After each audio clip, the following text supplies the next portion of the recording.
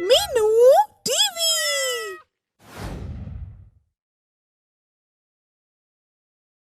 ये कहानी है माँ दुर्गा की सच्ची भक्ति करने वाली गरीब अपाहिज मीना की। मीना के अपाहिज होने के कारण उसकी शादी एक बहुत ही गरीब परिवार में हुई थी। उसका पति बंसी एक नंबर का शराबी था और उसे शराब पीकर रोज रोज मारता पीटता था। मुझसे जबान लड़ाती है लंगड़ी लूली, ठहर, तुझे अभी सबक सिखाता हूं।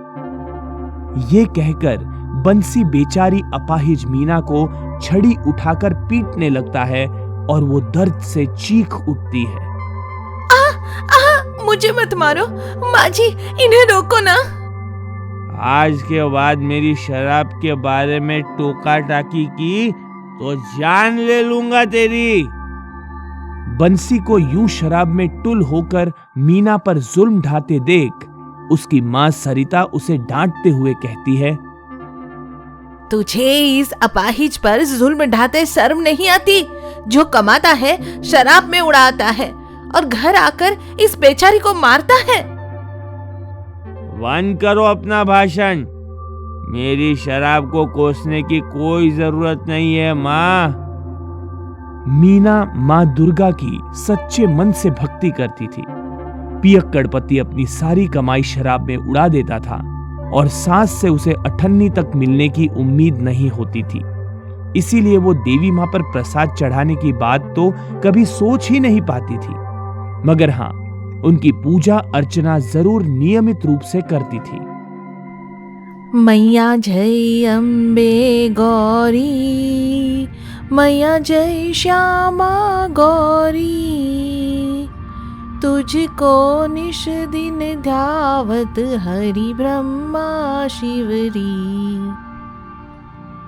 वो हर रोज अम्बे माता की आरती उतारने के बाद एक यही प्रार्थना बार बार करती थी। हे माँ अम्बे, वे दिन रात शराब पीते हैं, उनको सद्बुद्धि देना और उनका ख्याल रखना माँ। वे जैसे भी है तो मेरे पति।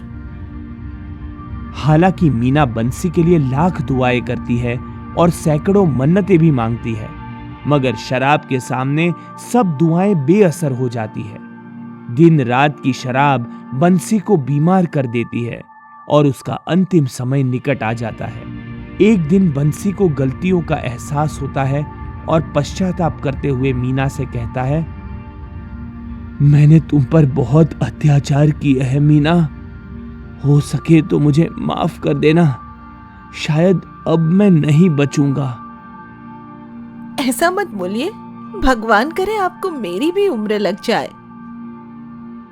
कुछ दिन बाद बंसी की मौत हो जाती है और उसके मरते ही अपाहिज विधवा मीना पर दुखों का पहाड़ टूट पड़ता है। वो अपनी सास पर बोझ बनने लगती है। दिन भर घर में बैठकर माता की भक्ति करने से पेट नहीं भरेगा महारानी जी। खाना चाहिए तो घर से बाहर निकलकर कोई दिहाड़ी मजदूरी कर। पर मुझ अपाहिज को कौन काम देगा माँ जी? मैं क्या जानूं? मैं तो बस इतना जानती हूँ कि अब मैं तुझे मुफ्त का नहीं खिला सकती। सास की ऐसी कठोर बातें सुनकर मीना के मन को गहरी ठेस पहुंचती है और उसकी आंखें भर आती है। शायद आप ठीक ही कह रही हैं माँ जी, मुझे अपना पेट पालने के लिए कोई काम तो करना ही पड़ेगा। एक दिन मीना काम ढूंढने के लिए निकल जाती है। वो कई लोगों से काम मांगती है, मगर उसके अपाहिज होने के कारण कोई भी उसको काम देने को तैयार नहीं होता। तेरे जैसी अपाहिज किस काम की? झाड़ू पोछा तुझसे ना लगेगा, ढंग से बर्तन कपड़े तुझसे ना धुलेंगे। जा दफा हो, यहाँ तुझे कोई काम नहीं मिलेगा। मुझ पर दया करो बीवी जी। क्या दया करूं? अपाहिज लंगड़ी कहेगी, भाग और किसी मंदिर के आगे बैठकर भीख मांग भीख। मीना को कोई काम न मिलने से उसकी सास नाराज होकर उसे घर से निकाल देती है।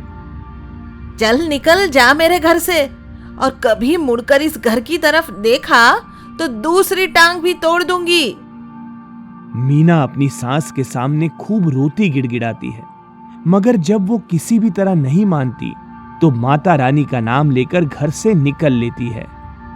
हे माता रानी, अब इस संसार में मुझ गरीब अपाहिज विधवा का कोई सहारा नहीं बचा, अब तू ही सहारा दे माँ। उस समय माता के नवरात्रे चल रहे थे। एक जगह पर मीना कुछ कुमारी कन्याओं को भोजन करते देखती है तो सोचने लगती है, मैंने भी कितनी बार सोचा कि नवरात्रि के व्रत कर कुमारी कन्याओं को भोजन कराऊं, पर अपनी लाचारी और गरीबी के कारण हमेशा असमर्थ ही रही। ये कहकर मीना आगे चलने लगती है और तभी उसे कुछ दूर माता का मंदिर दिखाई देता है। भक्त माता के मंदिर की तरफ जयकारे लगाते हुए बढ़े जा रहे होते हैं। उन्हें देखकर मीना भी माता का जयकारा लगाने लगती है। जय माता दी, जय माता दी। आज तो मैं भी माता के दर्शन करूंगी, अपने मन का सारा दुखड़ा माता को सुनाऊंगी। ये कहकर मीना माता के दर्शन के लिए दौड़ पड़ती है। अचानक बैसाखी टूटकर गिर जाती है तो एक टांग पर दौड़ने लगती है। बार बार ठोकर खाकर गिरती पर हार नहीं मानती। माँ, माँ, माँ अम्बे, आज तो मैं तुम्हारे दर्शन जरूर करूंगी माँ, मुझे हिम्मत दे माँ। ये कहकर मीना उठकर फिर एक टांग पर दौड़ने लगती है। वो माता के दर्शन की धुन में ये भी भूल जाती है कि रास्ते में कांटे हैं या कंकड़। एक पैर था, वो भी लहूलुहान हो जाता है और अंत में वो जमीन घसीटते हुए आगे बढ़ने लगती है। जय माता दी, जय माता दी। जब मीना से घिसट कर चलना भी मुश्किल हो जाता है तो मां जगदम्बे स्वयं ही उसे दर्शन देने को विवश हो जाती है। उठो पुत्री, अब तुम मेरी शरण में आ गई हो। अब तुम्हारे जीवन में कोई कष्ट शेष नहीं बचेगा। आज से तुम मेरे मंदिर में रहकर ही मेरी भक्ति करोगी। ये कहकर मां जगदम्बे अंतर्ध्यान हो जाती है और उस दिन के बाद मीना मंदिर में रहकर ही मां की भक्ति और सेवा करने लगती है। यह कहानी है हनुमान भक्त गरीब पानीपुरी वाले बद्री की। हसनपुर नामक गांव में बद्री नाम का आदमी पानीपुरी की ठेली लगाता था। वह हनुमान जी का परम भक्त था और उनको पानीपुरी का भोग लगाकर ही पानीपुरियां बेचना शुरू किया करता था। जय हनुमान जी, जय बजरंग बली। हे हनुमान जी, मुझ गरीब के काम में बरकत देना। जब बद्री हनुमान जी को पानीपुरी का भोग लगा रहा होता है तो बाजार में कई लोग उसका मजाक उड़ाने लगते हैं। अरे, इस मूर्ख बद्री को तो देखो, ये हनुमान जी को पानीपुरी का भोग लगा रहा है। तो इसमें मजाक उड़ाने वाली क्या बात है भाई? जब मैं पानी पूरियां बेचता हूँ तो अपने हनुमान जी को पानी पूरी का ही भोग लगाऊंगा ना। अबे उल्टी खोपड़ी के, जिस दिन हनुमान जी तुझसे नाराज होंगे, देखना अपनी गदा से ठोकेंगे तुझे। जो होगा देखा जाएगा, तुम्हें इसकी चिंता क्यों है? बद्री की शादी को पूरे 10 बरस हो चुके थे, मगर फिर भी उसकी कोई संतान नहीं थी। इसलिए वह अंदर ही अंदर चिंता में घुलता रहता था। एक दिन उसकी पत्नी राधिका उससे कहती है, मेरा तो भगवान से विश्वास ही उठ गया है जी। शादी के 10 बरस बाद भी मेरी कुछ सुनी ही पड़ी है। ऐसा मत बोल राधिका, मुझे मेरे हनुमान जी पर पूरा भरोसा है। वो हमें औलाद का सुख जरूर देंगे। पर मेरा भरोसा तो डिग गया है जी। राधिका की यह बात सुनकर बद्री को बहुत दुख होता है और वह मन ही मन सोचता है, काश हनुमान जी कुछ ऐसा कर दे कि मेरी राधिका का उन पर भरोसा बना रहे। मुझे अपनी फिक्र नहीं है, मगर राधिका की चिंता अंदर ही अंदर खाए जाती है। एक दिन राधिका बाजार से लौट रही होती है तो अचानक ही उसकी नजर एक बच्चे पर पड़ती है।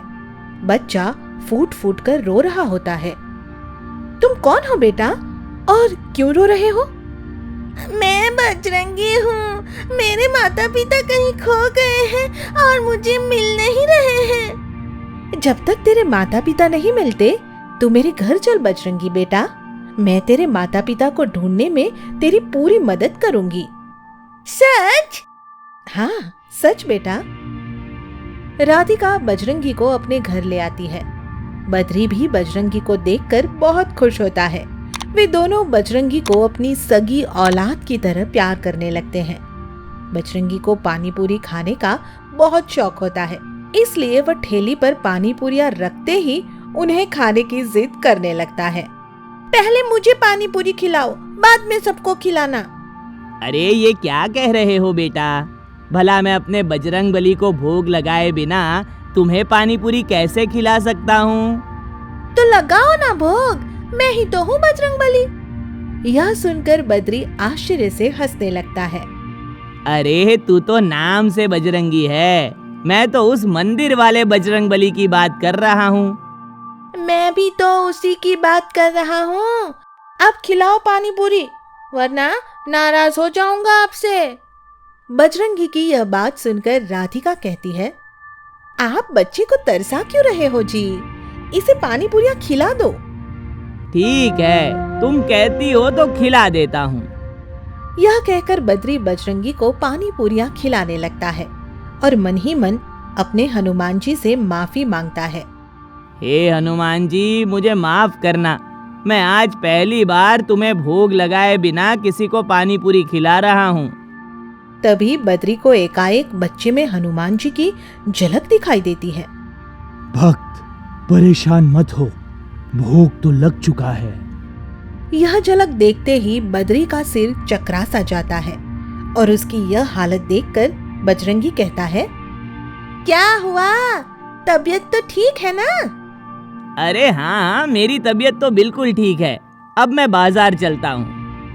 धीरे धीरे बजरंगी राधिका और बद्री के साथ अच्छे से घुल मिल जाता है।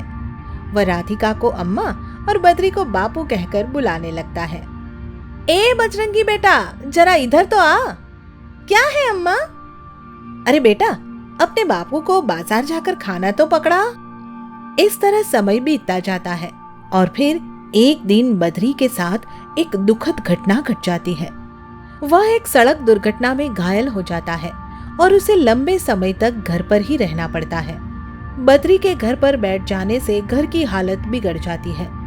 सुनिए, घर में राशन खत्म होने को है और पैसा भी नहीं है, फिर राशन कहाँ से आएगा?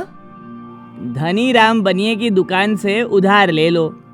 वहां भी गई थी, पर उन्होंने उधार देने से मना कर दिया। यह सुनकर बद्री उदास हो जाता है और कहता है, हे हनुमान जी, ये क्या कर रहे हो? और अपने भक्त की रक्षा कर प्रभु। बद्री यह कह ही रहा होता है कि तभी बजरंगी कहता है, बापू, कल से मैं पानी पूरियां बेचूंगा। जब मैं हूँ तो फिर तुम दोनों को चिंता करने की क्या जरूरत है? क्या तू ये सब कर सकेगा बेटा? देखना, आपसे भी अच्छा करके दिखाऊंगा। यह सुनकर राधिका हंसते हुए कहती है, पर आधी पानी पूरियां तो तू खुद ही खा जाएगा, फिर बेचेगा क्या? मैं बजरंगी हूँ अम्मा, मैं जितनी पानी पूरियां खाऊंगा ना, उससे दुगनी बेच आऊंगा। उस दिन से बजरंगी राधिका के साथ मिलकर पानी पूरियां बनाता और उन्हें स्वयं बाजार में बेचने जाता। आओ भाइयों, आओ, स्वादिष्ट और स्वच्छ पानी पूरियां खा लो। बजरंगी को यह कहते सुनकर उसके पास वाली पानी पूरी की ठेले पर खड़ा गुलाब कहता है, क्यों बे छोकरे, हम क्या बासी और खराब पानी पूरियां बेचते हैं?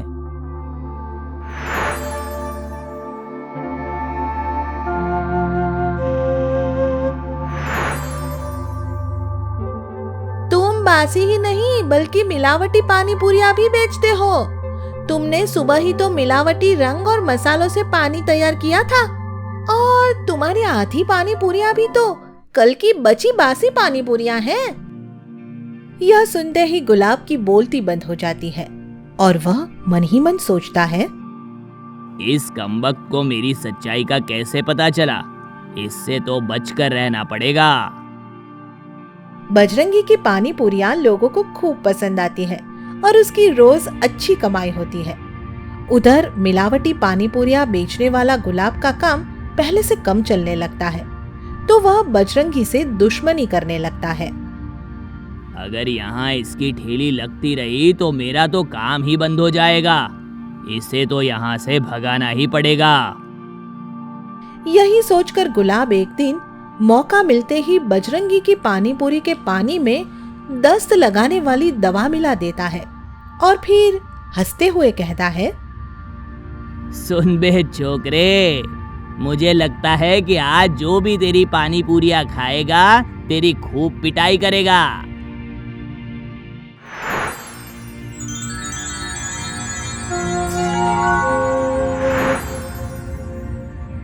तू आज के बाद पानी पूरियां ही बेचना भूल जाएगा, लालची बेईमान।